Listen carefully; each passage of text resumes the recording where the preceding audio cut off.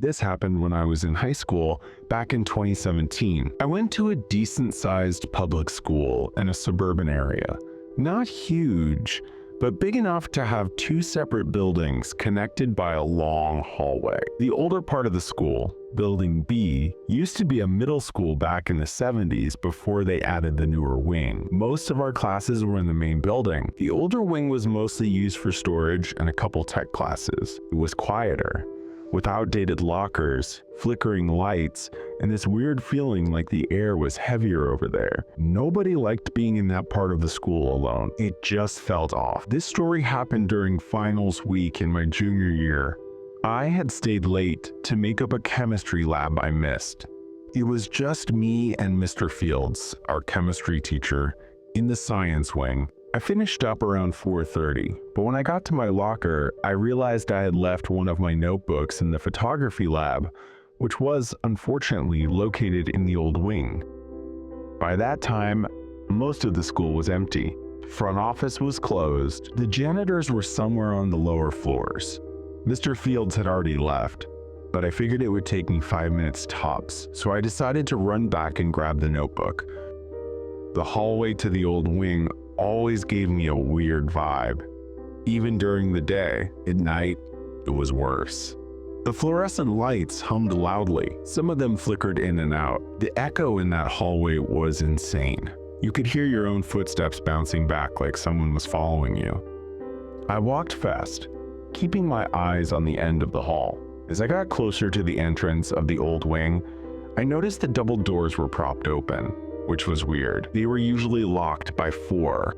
I stepped through, and instantly the temperature dropped. It wasn't just cooler.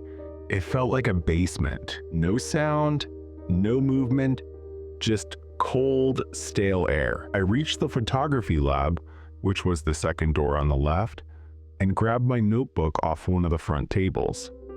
As I was turning to leave, I heard a door slam down the hall. Hard, like someone kicked it. I froze. The sound came from farther down the wing, past the old metal shop room. The hallway was pitch dark down there. No motion lights. I waited for a second, thinking maybe it was a janitor, but I didn't hear keys or movement. Then I heard footsteps, slow, heavy ones, one step at a time.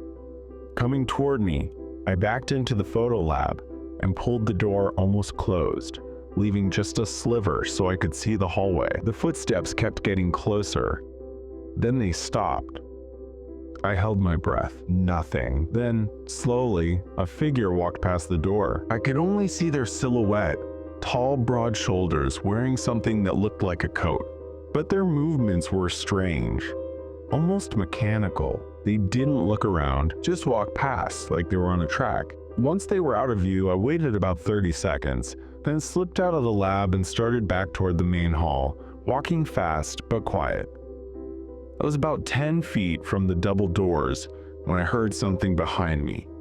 Not footsteps. Breathing. Heavy, staggered breathing. I turned around. No one was there, but something moved at the far end of the hallway. I didn't wait. I bolted through the double doors and ran all the way back to the front lobby. The main doors were locked. That's when I realized the building had gone into night lockdown. I pulled out my phone to call the security desk, but I had no signal. The school's reception was spotty at best, and there were dead zones, especially in the old wing. I walked around, trying other exits. All locked. The windows couldn't be open more than 6 inches. That's when I noticed something else. The lights in the old wing were still on. I walked to the end of the main hall, where the double doors were. They were open again. I could have sworn I left them shut behind me. They weren't propped open. They were wide, like someone had flung them open hard. I stood there, staring into the dark hall, and then I saw it. That same figure was standing at the far end, completely still, facing me. I blinked, and they were gone, like the lights just swallowed them. I turned and ran the other way. I found the janitor eventually on the lower level and explained everything. He seemed confused and annoyed, but he let me out through the side exit. I didn't tell him about the figure or the footsteps, just that I got locked in after doing a late lab. That night, I told my parents a watered-down version of the story. Said I got spooked in the old wing and didn't want to stay late again. They believed me. Barely. I tried to forget about it. A few weeks later, I overheard two seniors talking about the old wing. One of them said something like, "You know that hallway's cursed, right?" I asked what they meant, and they looked at each other before telling me this story. Apparently, back in the late 80s, a substitute teacher had a breakdown during a lockdown drill and locked himself in one of the classrooms in that wing. He thought it was a real threat, refused to come out. When they finally got the door open, they found him unconscious, having had a panic attack so severe it stopped his heart. He died in the hallway before paramedics arrived. Since then, people have reported weird noises, figures at the end of the hall, lights flickering. One teacher refused to have her classroom there. Another said she kept hearing voices over the intercom that weren't part of any announcement. Most of the staff think it's nonsense. But I know what I saw. I know what I heard. And every time I think back to that hallway, I swear I can still hear those footsteps. Slow, dragging, following me, just out of sight.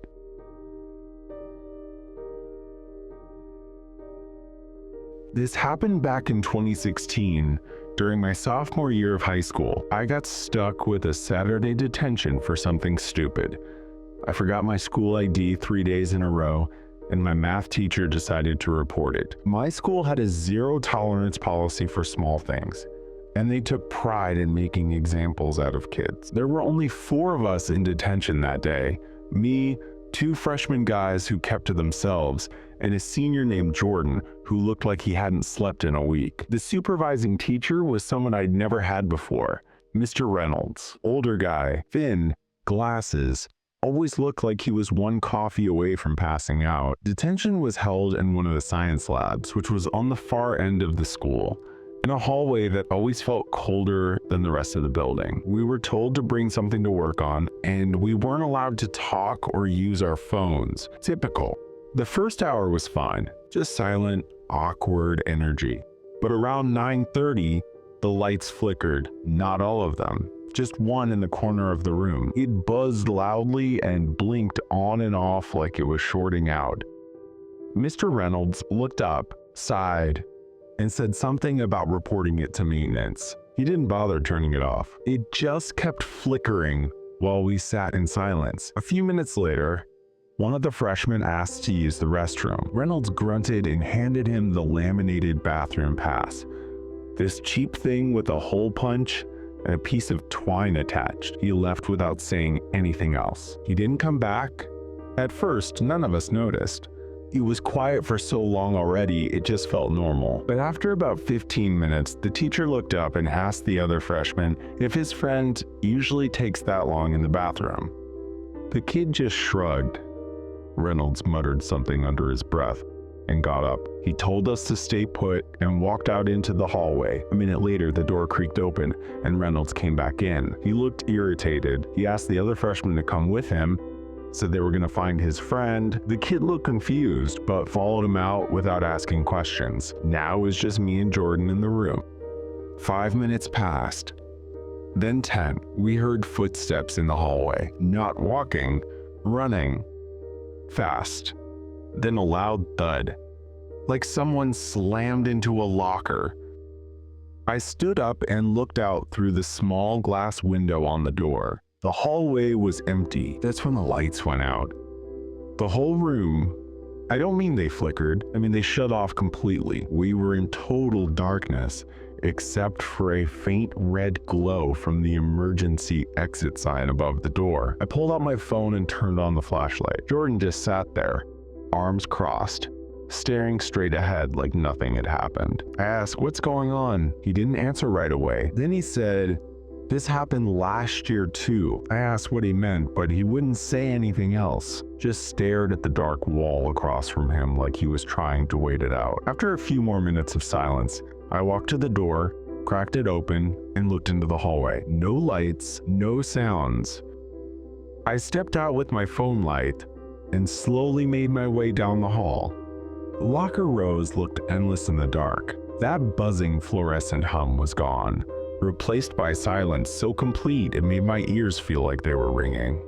I passed a classroom and stopped. The door was wide open. Inside, the chairs were stacked, desks pushed against the walls. In the far corner of the room, someone was standing. It was too dark to see clearly, but I could tell it wasn't Reynolds or either of the freshmen. This person was taller, wearing something dark. I couldn't make out their face, but their head was tilted slightly, like they were staring right at me. I froze. They didn't move. I backed away, keeping the light on them the whole time, then turned and quickly walked back to the lab. Jordan was gone. His chair was empty, the door still slightly ajar. I called out, "Nothing." I stood in the middle of the room, turning in circles, trying to figure out what to do. Then I noticed something on the desk Jordan had been sitting at. A note. It was written in messy pen, barely legible. It starts when the lights flicker, one by one. Don't follow the noise. Don't go toward the open doors. I stared at it for a second, unsure if it was a joke or something he just had lying around. Then I heard a soft knock behind me. I turned. The door to the hallway was closed now, and someone was knocking from the other side. 3 knocks, slow, deliberate, then silence. I didn't move. Then again, 3 knocks, this time louder. I backed up. My phone light flickered and dimmed like the battery was dying, but it still showed 63%. The knocking stopped. Then I saw something move in the hallway window. Just for a second. A face pressed against the glass, wide-eyed, unmoving, then gone. I grabbed my backpack and ran. I sprinted through the hallway, past the rows of lockers and dark classrooms, toward the main lobby. Every door I tried was locked. The windows too. Even the fire exits didn't budge. I looped back to the admin hallway and finally found an open door, the teacher's lounge. Inside was a landline phone on the wall. I picked it up. Dead. I turned to leave, and standing right outside the door window was the same figure I saw in the classroom. Tall, still watching. I backed away. Then the lights in the lounge flickered on for just a second, and in that flash, the window was empty. Eventually, I found my way to the custodian's closet on the lower level. I huddled in there for over an hour, barely breathing, phone light off. I could hear footsteps in the hallway every so often, but I wasn't sure if they were real or just in my head. Around noon, I heard the PA system crackle on. A voice, cheerful and mechanical, said, "Saturday session is now complete. Please return to your designated exit." The message was so ordinary, so out of place, that it amplified the surreality of the situation. I waited 5 minutes, then 10, clinging to the fragile hope that it was over. Eventually, I walked back upstairs, my legs heavy with trepidation. The lights were on again, casting long, eerie shadows. The lab door was open, inviting me back into the nightmare. Jordan's chair was back in place, as if nothing had happened. No sign of the freshman, who had vanished without a trace. Or Mr. Reynolds, their captor, or perhaps their victim. I walked to the front exit. It was unlocked now, offering me a path to freedom, but also a lingering sense of unease. I never got a message from the school about missing detention. My attendance record showed it was completed, as if the events of that day had been erased from reality. I tried reaching out to Jordan on social media later. His profile was gone, wiped from the digital world as if he never existed. As for the 2 freshmen, I only ever saw one of them again in the hallway a few months later. I tried to talk to him, to share the burden of what we had experienced. He just shook his head, his eyes filled with a deep, haunting fear, and said, "Don't ever go back during a Saturday."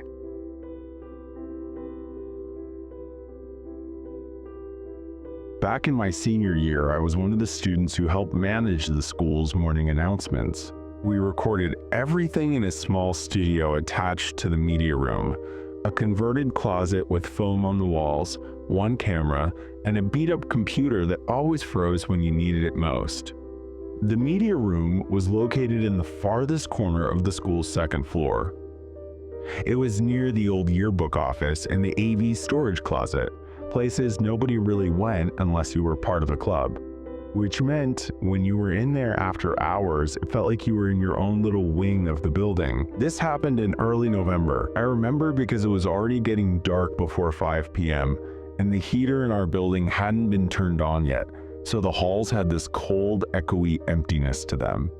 That Thursday, I stayed behind to re-record part of a video segment we were airing the next morning. It was supposed to be a funny skit for our Fun Friday segment. Our AV teacher, Mr. Blake, had a meeting and left me with the room key, telling me to lock up when I was done. It was about 4:45 p.m. when I went into the studio and shut the door behind me. I recorded the skit, edited some audio, then exported the file. Everything was fine until I tried to leave. I reached for the handle of the soundproof studio door and turned it, but it didn't budge. I tried again, harder. Nothing. I wasn't panicked yet. That door stuck sometimes if it wasn't aligned perfectly, so I figured it just needed a good yank. But even after 2 solid tugs, it was stuck tight. I pounded on it a few times, then knocked harder. The media room was right outside, and if anyone was still around, they'd hear me. But the building was dead silent. I pulled out my phone, no signal. The studio was like a Faraday cage when the door was shut. I remembered Mr. Blake saying that once as a joke, so I sat back down, figuring I'd give it 5 minutes, then try again. That's when I heard the voice, faint, muffled, coming from just outside the studio door. A man's voice, low and clear. He said, "Why'd you come back?" I froze. I got up, went to the door, and pressed my ear against it. Nothing. Dead silence again. Then, a few seconds later, the lights in the studio flickered. Only for a moment, but enough for me to see my reflection in the sound booth glass. Only, it wasn't just my reflection. Behind me was someone standing in the corner. I spun around. No one was there. The corner was empty. Just the coat hook and a tripod leaning against the wall. I turned back to the console, trying to convince myself it was a trick of the light, when the voice came again. This time, right outside the door. "Don't open it." The voice wasn't familiar. It didn't sound like Mr. Blake or anyone I knew from school. It was slow, deliberate, calm. I didn't know what else to do, so I knocked again. I yelled for help. No answer. I sat back down, pulled out my phone again. Still no service. I tried to text my friend anyway. Locked in media room. "Anyone still here?" The message wouldn't send. That's when the computer screen behind me blinked on. I hadn't touched it in 10 minutes. The screen showed a live camera feed. It was from inside the hallway, just outside the media room. And in that hallway, someone was standing in front of the studio door. At first, I thought it was a glitch. Maybe an old clip or something left running, but the figure on screen was moving, barely. A twitch of the hand, a slow shift of the shoulders. They were standing inches from the studio door, facing it, facing me. I stared at the screen, heart racing, trying to make out any details. But the feed was grainy and dark, and the figure never moved close enough to see their face. Then, just as suddenly as it came on, the screen flicked off. Black. I stood there, completely still. Then I heard it again, only not through the door. This time, the voice came through the intercom speaker in the ceiling. "Don't record. He doesn't like being seen." The speaker crackled and died. I backed into the corner, pulled a rolling chair in front of me like it was going to help, and waited. Nothing else happened for almost 20 minutes. Then, without warning, the door handle turned on its own. Slowly, it creaked open, but no one was on the other side. I stepped out into the media room. Empty. I checked the hallway. Nothing. No sounds, no lights flickering, just that sterile school silence. I didn't stop to grab anything. I just ran. Out of the media room, down the hallway, and straight to the front doors. I didn't look back once. The next morning, Mr. Blake asked where the camera was. I told him I had to leave early and forgot to shut everything down. I didn't mention the door, or the voice, or the video feed. When I went back to check the computer, the hallway camera footage was gone, like it was never recorded. I asked one of the janitors a few days later if he knew anything weird about the media wing. He just looked at me and said, "You mean the old radio guy?" I asked what he meant. He told me that before the school had a media club, the back hallway was used for morning announcements and the school radio station. But something happened back in the early 2000s. One of the AV students had a breakdown during a live morning broadcast, locked himself in the sound booth, started talking to someone who wasn't there. The teacher on duty found him hours later, curled up in the corner. After that, the school shut down the radio program, covered it up, said the kid transferred, but the janitor told me he still hears voices in that hallway when the building's empty. Low voices, repeating the same things. That was 5 years ago. Sometimes when I pass a school or walk by a studio booth, I still get that feeling like there's someone standing behind me, watching, waiting. If you enjoyed these chilling tales and want more true horror stories from the shadows, don't forget to hit that like button, subscribe to Hauntica, and tap the bell icon so you never miss what's lurking next. Your support helps keep the darkness alive and the stories coming.